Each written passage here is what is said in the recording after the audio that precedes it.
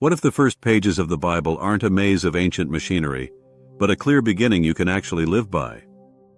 Let me ask you something many people overlook. Why at creation are fish and birds blessed and humans blessed, but land animals aren't? Did God forget them? Or did something else distort the beginning? Hold that question. Here's another.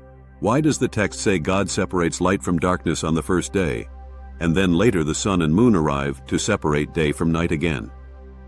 Did the separation need a second try? Or did we inherit a layer of storytelling that doesn't belong to Revelation at all? Most of us shrug at these things. Details, we say. But beginnings are not details. Everything flows from the beginning. If the first step is off, every step after it limps. MEKORAH is about walking back to the start and opening a window. It's the name we give to Revelation cleansed of mythology. The restoration belongs to MEKORAH. Not a new system, not a clever theory. Just letting the text breathe without the fog we've been taught to expect. So why would God forget to bless land animals? He wouldn't. When the week of creation is allowed to sit in its simple, clean order, every realm of life is blessed. The missing blessing appears right where it should. The gap wasn't in God, the gap was in our overlay. And that second separation of light? It was never needed. In a clean reading, God speaks light, and the distinction is made. Later, the sun and moon don't fix anything. They measure what already is. That's not myth. That's clarity. That's how life actually works. First meaning, then measurement. Now the bigger question. Are we reading the sky as a barrier or an invitation? In myth, the sky is a dome with windows and an ocean above our heads. It's dramatic, also suffocating. You end up with floodgates and cosmic plumbing and a god who seems to manage hardware. In MEKORAH, the sky is an expanse, a spaciousness where light can be seen. No dome. No upper ocean. No fear of valves in the heavens. You lift your eyes and you know, day or night, light or dark. The beginning isn't about machines, it's about meanings. And when meanings are clear, life becomes livable. Let's go back through Creation Week, not to memorize it, but to feel the difference. Day 1. A voice. Let there be light, not a fight. A word. A boundary appears inside your vision, light here, darkness there. You can finally see where to walk. Day 2. Waters gathered, land appears. Life has room. The world stops feeling like an endless depth and starts feeling like a place. Day 3. The lights in the sky, sun, moon, stars arrive, not as heroes but as clocks. You don't worship them, you use them. They won't save you, but they will tell you when to sow, when to reap, when to rest. Day 4. Waters swarm, birds lift. And then it happens. Blessing. Life isn't merely allowed, it's welcomed. Be fruitful. We've heard those words so often they've turned into wallpaper. But they're the first music in the story. Day 5. Land animals. And here in the clean beginning, they are blessed too. The missing line that always felt like a hiccup? Gone.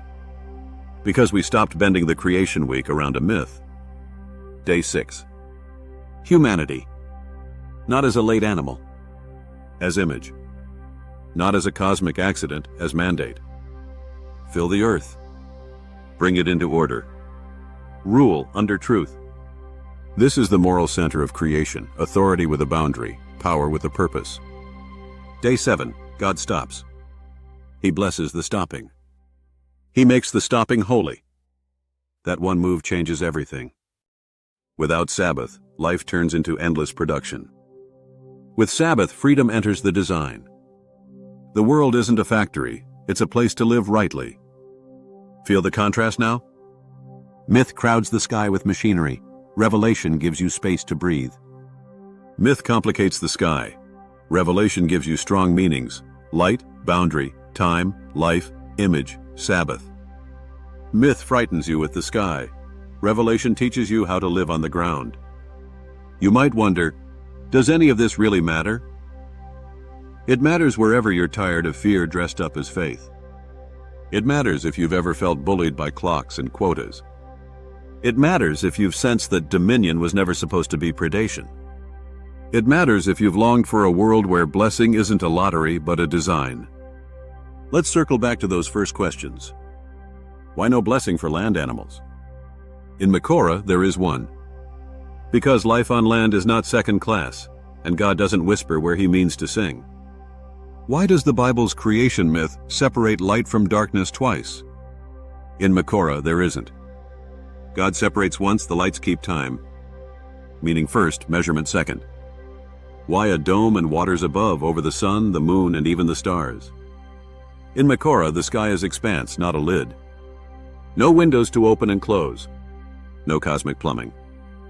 Just a sky that tells you what you need to know, day or night, work or rest, go or stay. And what about us?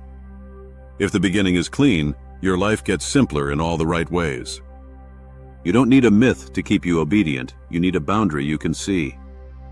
You don't need a story about gates in the heavens, you need a rhythm you can keep. You don't need to conquer the world, you need to steward it, under a Sabbath that refuses to let power run wild. This is why MEKORAH matters. It's not an argument for scholars, it's oxygen for people. It lets Genesis be the map it was meant to be, not a diagram of the sky, but a grammar for living. So ask the questions. Dare the text to answer. Notice the missing blessing, and then watch it reappear. Notice the doubled separation, and then watch it resolve. Notice how the sky stops being a ceiling and becomes a horizon. In the end, the beginning sounds like this. God speaks, light is seen. Boundaries appear, time begins. Life is blessed, sea, sky, land. Humanity is called image, mandate, responsibility. Sabbath sanctifies it all. No dome. No upper ocean. No panic. Just a world you can walk in. MEKORAH, God's creation without mythology. The restoration belongs to MEKORAH. Revelation, clean.